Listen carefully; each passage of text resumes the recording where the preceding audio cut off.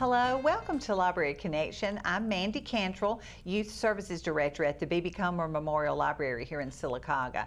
I'm glad you've joined us today, and before I get started, I want to thank TV47 for this nice setup here. We enjoy it and are glad, and we appreciate everything they do to help us put on our program.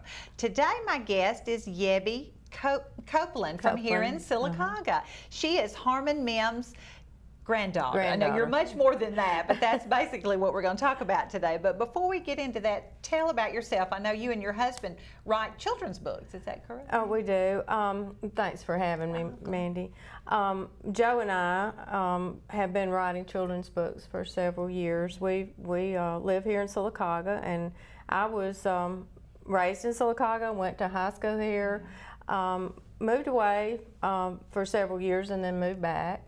And I have 2 children. My son Robbie lives in Childersburg with his wife Janie. Okay. And they have J&R Automotive. They're in business there. And then my daughter Lauren lives in Atlanta with her husband Joel. So I have 5 grandchildren and 1 great grandbaby that'll be 1-year-old next month. So, oh, how fun. Yeah. And then my mother, who is Harmon Mims' daughter, lives next door to us. Oh, that's wonderful. Sarah Mims, Sarah Price. Yes. So. Well, I'll tell you what kind of started this, the TV show, the reason I called you is I was reading on our website at the library, Ginger Clifton writes articles. She writes articles for Sylacauga Today about different things, and anything about Sylacauga history, things like that, we include on our website for you to find. And she wrote a couple of them about Harmon and Sallie Mims, your grandparents. And I remember, we were talking a few minutes ago, I think I would have been very young, but going to the studio, and I guess I don't remember going so much as being at home and having the snapshots of me that says Mims Studio at the bottom. Right. So. I imagine that most people I usually tell people from the 1960s backward, you know, that he touched just about everybody's lives that were here in Sylacauga as well as surrounding counties. That's right. I like the way Ginger put it in her article. He took pictures of babies, school children in the area, school annuals, family reunion, wedding pictures, law enforcement pictures, and even for the coroner. So he captured a lot of our history, a lot of our life here in Sylacauga. Wow. Everybody who knows that I'm Harmon Mims' granddaughter, they will always remark about, well, your granddaddy took my wedding pictures, or your granddaddy took my senior portrait, or, you know, a lot of people still remember my grandfather and my grandmother. Oh, that's great. She played a big part in it. She really did. She was with him. Everything he did, she participated. So she was there. That's great. Now, I know he moved here when he was a teenager, I believe, to work at the mill. That's sort of an interesting story because my grandfather is from Prattville. He, you know, the Mims family was down in Prattville, and his mother and father worked in the mill down there in Prattville. But he wanted to join the circus. And so he wanted to walk the wire. Right. And when he was a kid, he told about how he would practice on his mother's clothesline because his intention was to join the circus when it came to town. But he didn't join the circus, but he did move up here. His Aunt Emma had a boarding house. And so he moved up here to work for her in a boarding house and go to school. Okay. Yeah, so that's how he ended up here. Of course, you know, people went to work very young back then. But now he was in school. I mean, he did attend school, but he also worked in the mill. Well, he was a busy young man, wasn't he? Yeah, he was very busy. He was into a lot of things, you know. He was active. That's great. So he started to walk on the wire just kind of for fun, or that was his dream, but then he got into music, didn't he? Yeah, and he got into music at the boarding home because I didn't realize until I started doing a little more research about my grandfather about how many boarding houses around and how many people lived in boarding houses at the time. But the men would entertain themselves in the evening by playing musical instruments. Oh, fun. And Hugh Comer would come to the boarding house, and he enjoyed the music and that sort of thing. Oh. And so I think he was the one that encouraged my grandfather to get involved with the Avondale Mills bands at that time. Right. And so my grandfather did not play. He had to teach himself how to play an instrument. Oh my goodness. So he taught himself to play the saxophone, the trumpet, the drums. So he was a self-taught musician. Wow, he was a hard worker. He was. I think so. Wow. So he led those bands. I didn't really know they had bands at Avondale, but then the more I've read in the article and other things, they had. He worked with the band there, and then did he work with the band at a high school, or was that? He was the Mignon, which later yes. became B.B. Comer, band director. He went to Sycamore to work.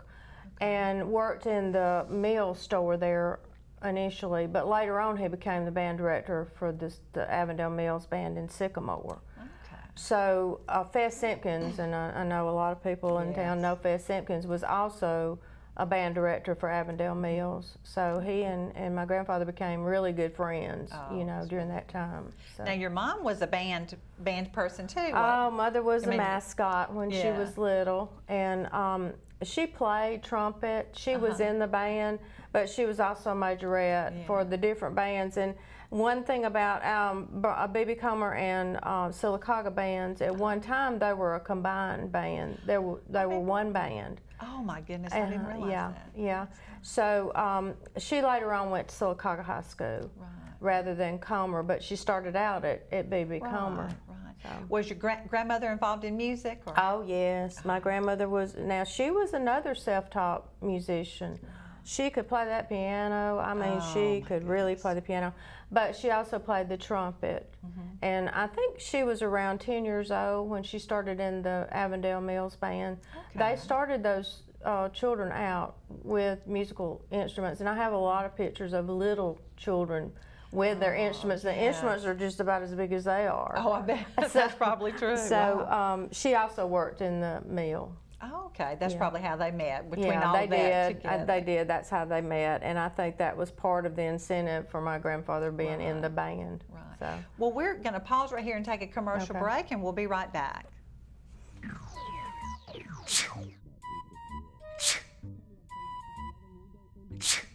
Home making you sick? Moisture and unsafe air from your crawl space can infiltrate your home, causing health hazards and high utility bills. Ox Foundation Solutions can remedy any mold or mildew problem in your home. It's time to get strong. How strong? Ox Strong. Get a free estimate from Ox Foundations. Coosa Valley Medical Center, one of the top 10 hospitals in Alabama, is also Sylacauga's largest employer. Services from the emergency room to surgery to cancer treatment to post-stroke care. You won't believe what's right in your backyard. It's Coosa Valley Medical Center in Sylacauga.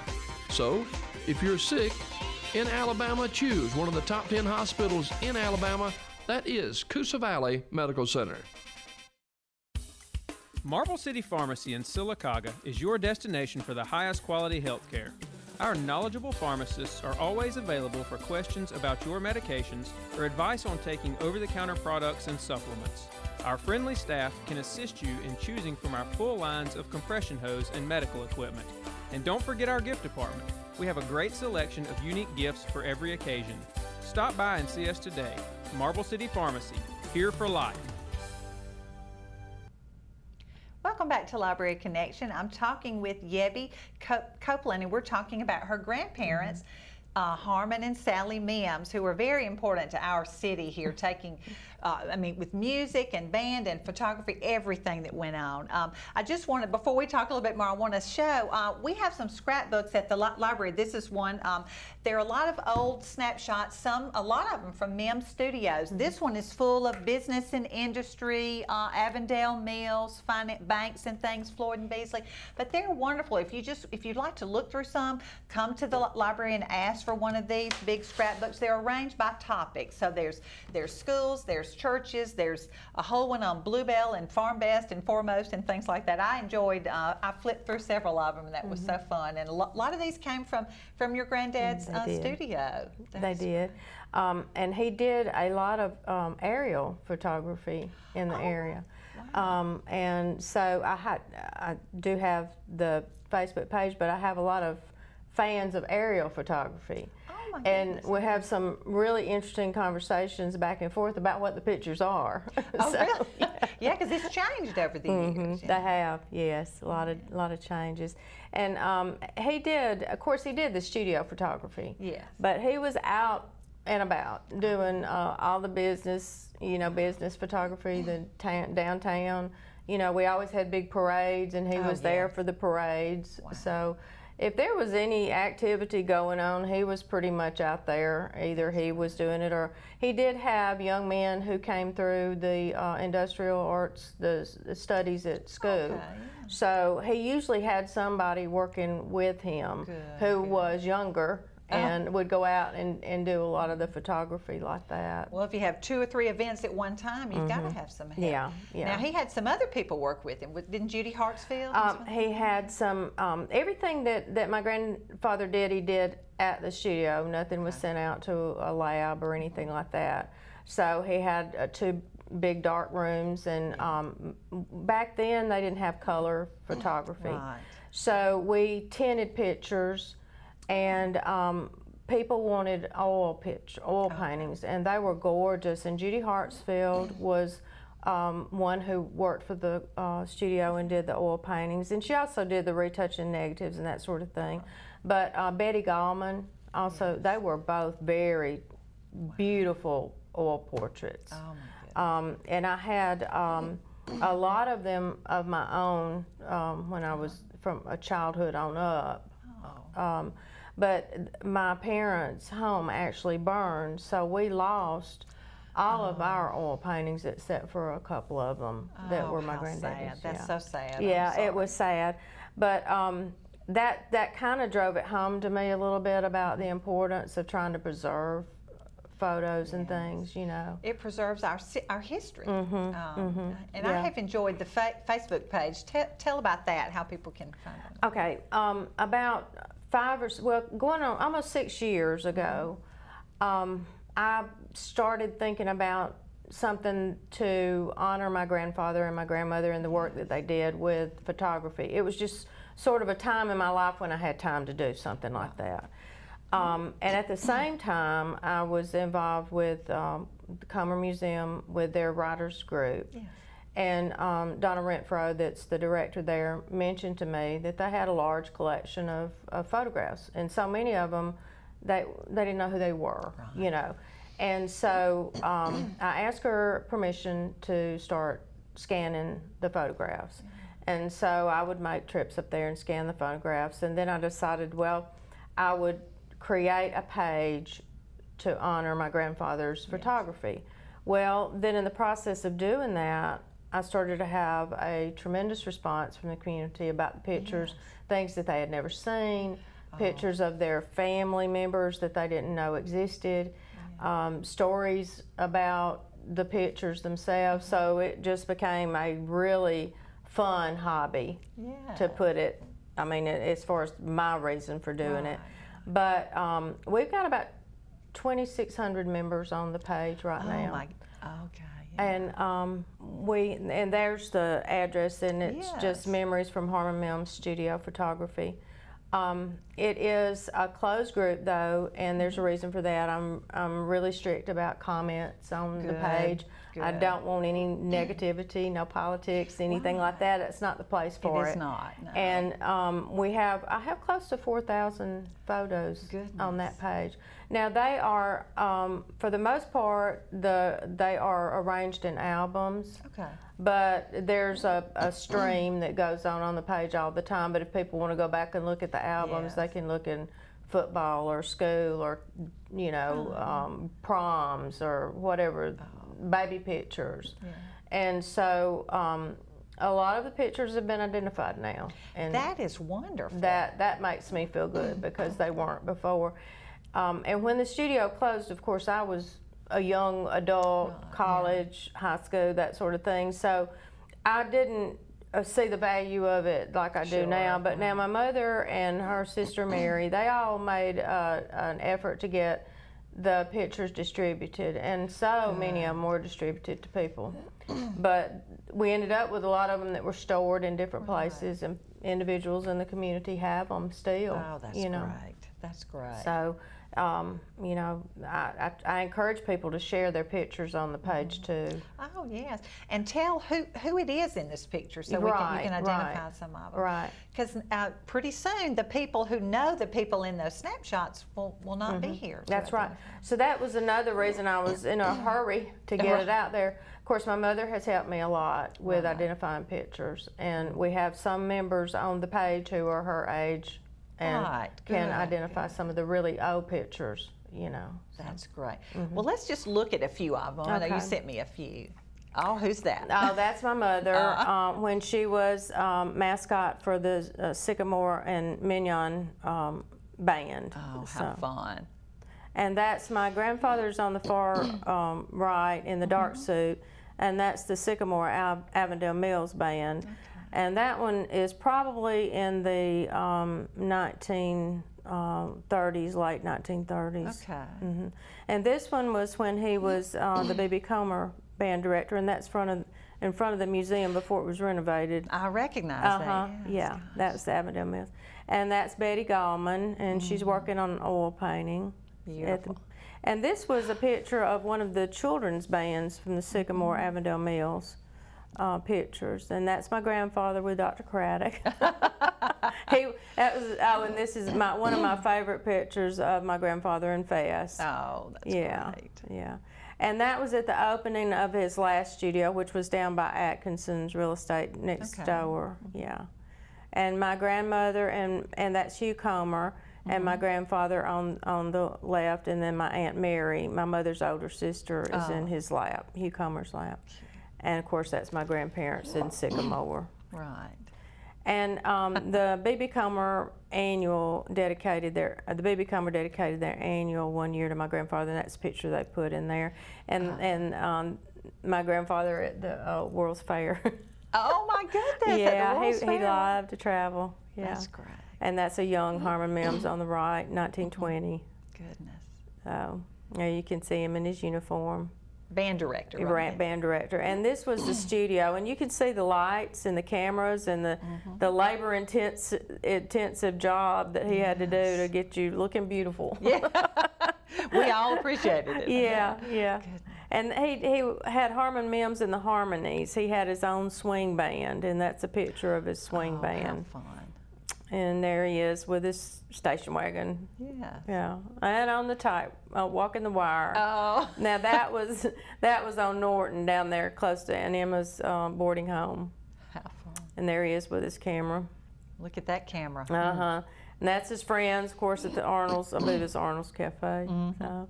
And that's Judy Hartsfield. Judy's retouching negatives in that picture. And I used to do that too. And you'd have to take the flaws off of the negatives to make people look beautiful. They were beautiful, don't get me wrong. And that's Larry Campbell. He was one of my granddaddy's students, and Larry worked at the studio. My Uncle Mike. Oh, wow. Yeah, with the camera. And there is just a picture of the Avondale Mills Band. And that was like 1930s. 1930s. On their way to Camp Helen, which was a place where the band loved to go. And there he is again with his coffee group, breakfast group. And there's my grandmother, and that was one of the first pictures of her working on pictures. That's before they had their studio. He was working at home. My grandmother in her band uniform. And my mother in her majorette uniform. Wow. Your whole family then, very musical, huh? Yes, for the most part, some more than others. Well, that's true. My Aunt Mary was she went to Peabody and Columbia School of Music, I believe it was, in New York. And that's just a shot of downtown. And I think that picture was taken from my grandfather's studio that was further uptown, close to Maldives. Yes. That was the place to watch the parade. My mother. Oh, beautiful. Beautiful. another shot of downtown. Oh, and I see the old buildings, Maldives and Sylacauga News. Well, I'll tell you, we're going to pause right here. I'm enjoying this so much. Oh, we'll come back to that one. We're going to pause for a commercial break. Okay. And we'll be right back.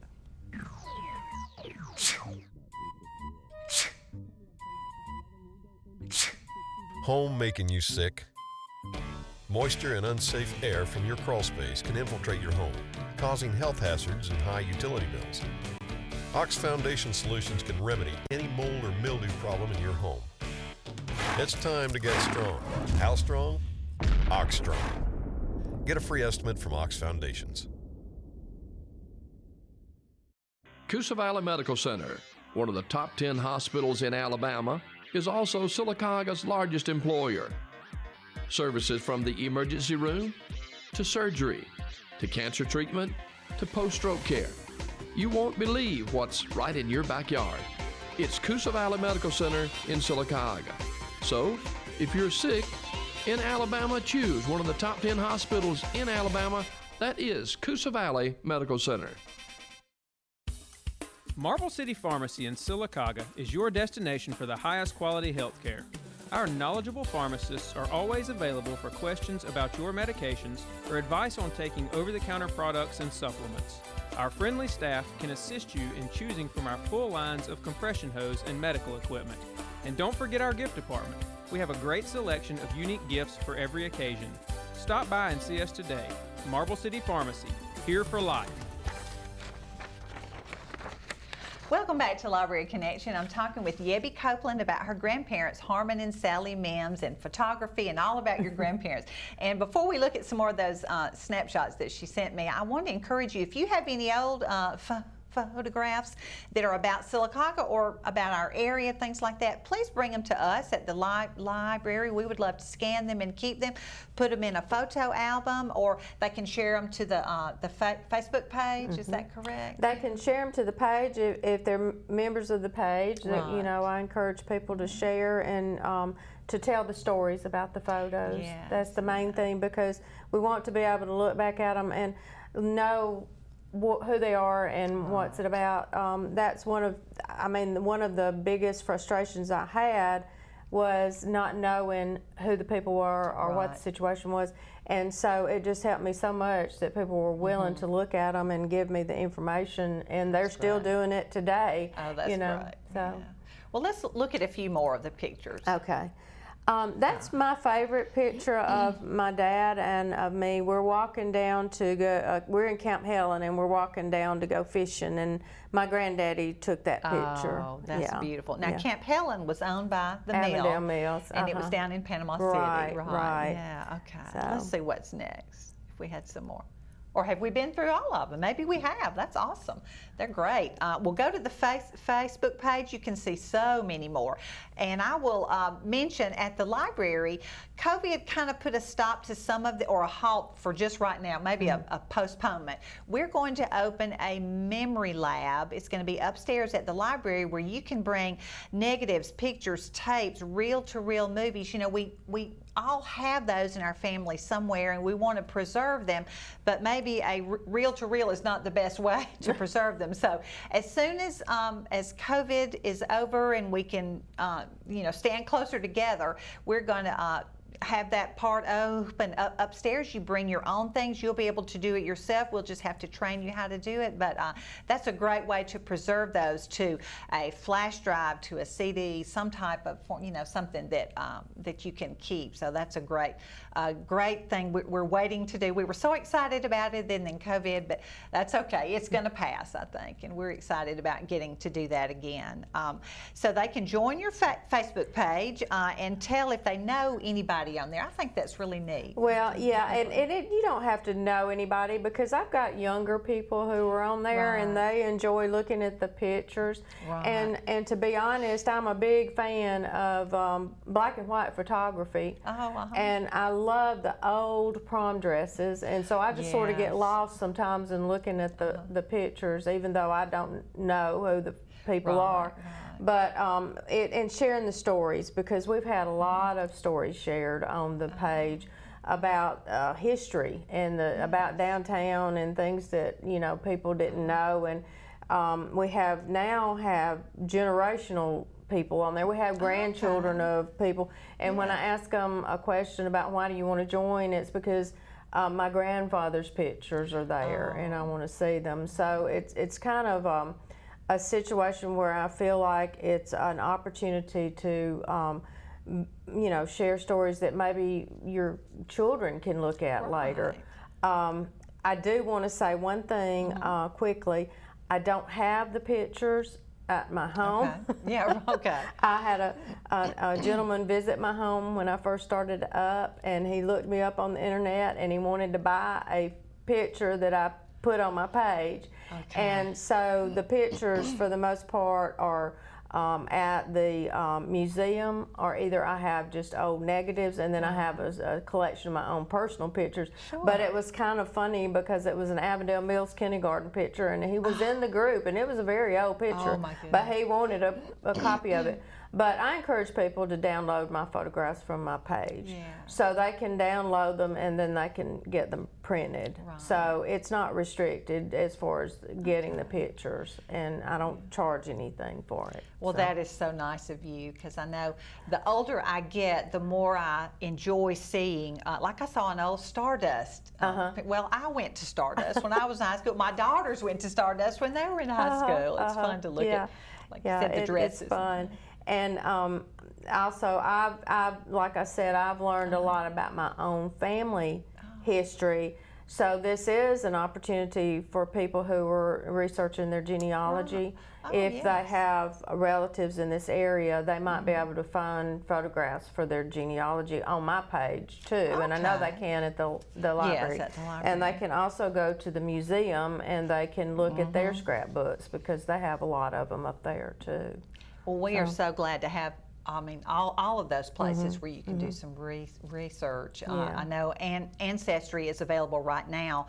Usually you have to come to the library, but it's available right now at home. I think you just have to look on our Facebook page or call the library, and we can tell you some more about that.